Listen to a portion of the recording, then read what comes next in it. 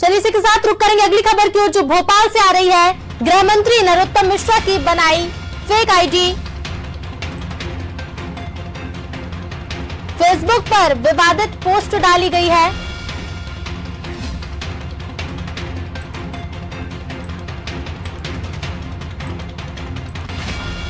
संक्रांति भोज के दिन post share की गई है। विवादित शायरी की पोस्ट, मामले को लेकर गृह मंत्री का बयान। गृह मंत्री ने कहा किसी ने फेक आईडी बनाकर शायरी लिखी है। मामले की पड़ताल अभी की जा रही है। मामले को लेकर कांग्रेस का बयान। कानून व्यवस्था को लेकर सवाल उठाए गए। जब गृह मंत्री की आईडी हैक हो सकती है तो प्रदेश का क्या होगा। भोपाल से बड़ी खबर आपको बता रहे, गृह मंत्री नरोत्तम मिश्रा की फेक आईडी बनाई गई है। फेसबुक पर विवादित पोस्ट भी डाली गई है। संक्रांति भोज के दिन की पोस्ट बताई जा रही है। इस पोस्ट में एक विवादित शायरी लिखी गई है। इस मामले को लेकर गृह मंत्री नरोत्तम मिश्रा का भी बयान आया है। उन्होंने कहा कि किसी ने फेक आईडी बनाकर शायरी लिखी।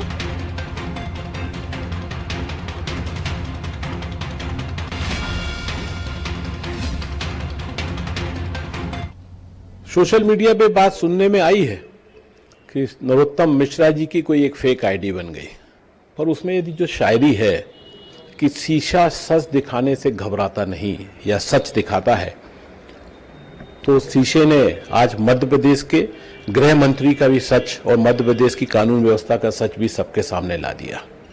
जब गृह मंत्री की फेक आईडी बन सकती है तो फिर मध्य प्रदेश के कोई भी नागरिक कैसे सुरक्षित रहेगा। हाँ, वो बहुत चिंता की बात है। एक शायरी लिख दी थी मेरे यहाँ, आप सब आए थे ना संक्रांति वाले कार्यक्रम में, एक शायरी लिख दी। न तो मैंने ट्वीट किया, न मेरा ट्वीट था, न मेरे ट्विटर हैंडल के किसी व्यक्ति ने किया। जो फेक आईडी इस तरह से बना के या फर्जी इस तरह की लिख दी जाती है, मैं इसमें जानकारी ले रहा हूं और कानूनविदों से राय भी ले रहा हूं। नहीं, अभी तो उस दिशा में नहीं गया मेरा ध्यान।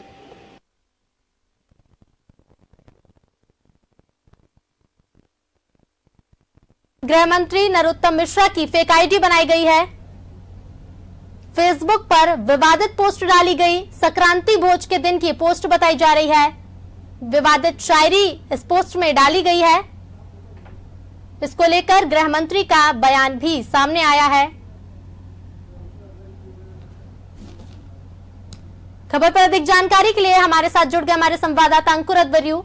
अंकुर जी, गृह मंत्री नरोत्तम मिश्रा की फेक फेसबुक आईडी बनाई गई है जिसमें एक विवादित पोस्ट भी डाली गई है, क्या कुछ है पूरा मामला?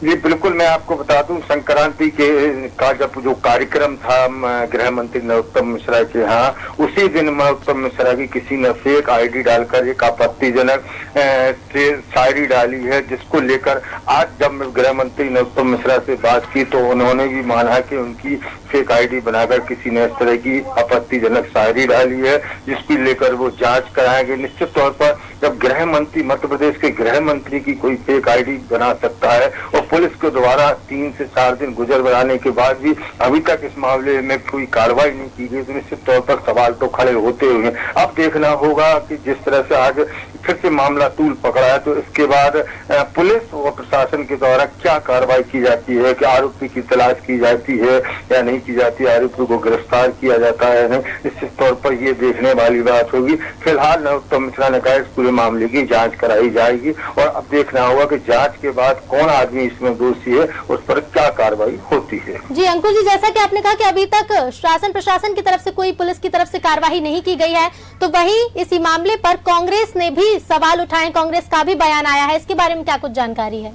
बिल्कुल, निश्चित तौर पर देखो, कांग्रेस विपक्ष में है, विपक्ष का काम ही सवाल खड़े करना, और निश्चित तौर पर गृह मंत्री जैसे पद पर बैठे व्यक्ति की अगर कोई फेक आईडी बनाता है तो कांग्रेस ही नहीं हर आदमी सवाल खड़े करेगा। निश्चित तौर पर कांग्रेस ने भी वही सवाल खड़ा किया है कि जब इतने बड़े पद पर बैठे मध्य प्रदेश का जो गृह मंत्री, मतलब पूरा पुलिस उसके जिसके हाथ में रहता है, वो उसकी अगर इस तरह से फेक आईडी बनाई जाती है तो फिर आम आदमी का क्या होगा। निश्चित तौर पर इसी को लेकर कांग्रेस ने भी तंज कसा है। जी अंकुर जी, तमाम जानकारियां साझा करने के लिए धन्यवाद। गृह मंत्री नरोत्तम मिश्रा की फेक आईडी बनाई गई है, फेक फेसबुक आईडी बनाई गई है, जिस पर एक विवादित पोस्ट भी डाली गई। इस विवादित पोस्ट में विवादित शायरी डाली गई है। संक्रांति भोज के दिन की पोस्ट बताई जा रही है, जिसको लेकर कांग्रेस ने भी अपने सवाल उठाए हैं कि जब गृह मंत्री की आईडी हैक हो सकती है तो प्रदेश का क्या होगा। तो वहीं दूसरी ओर गृह मंत्री नरोत्तम मिश्रा का भी बयान आया है कि किसी ने फेक आईडी बनाकर ये शायरी लिखी है, मामले की पड़ताल की जा रही है।